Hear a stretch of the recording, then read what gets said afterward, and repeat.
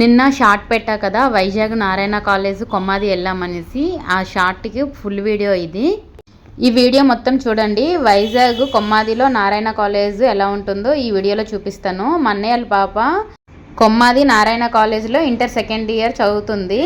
College మొత్తం చూపించకపోయినా, లోపల కాకపోయినా బయట ఉంటుంది కదా, లోపల పేరెంట్స్ వెళ్తారు కదా కలవడానికి, అదంతా చూపిస్తాను. లోపలంటే లోపలికి వెళ్ళనయ్యారు కదా మనల్ని.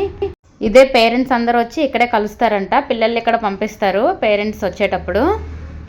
సంక్రాంతికి ఇంటికి వెళ్ళేటప్పుడు మా హాస్ని రాలేదనేసి హాస్ని చూడడానికి కాలేజ్కి వెళ్ళాము. హాస్ని చూడడానికి వెళ్తే వాళ్ళ ఫ్రెండ్స్ కూడా వచ్చారు. మా పిల్లలు అందరం కలిసి వెళ్ళాము.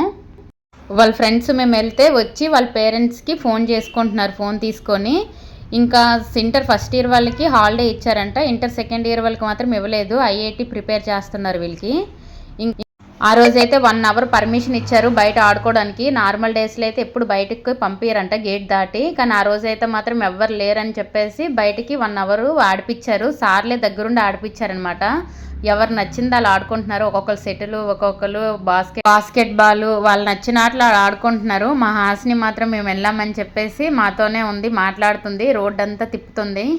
వాళ్ళ ఫ్రెండ్స్ కూడా మేము ఉన్నంతసేపు మా వెనకతలే వచ్చారు, తిరుగుతున్నారు అలాగా.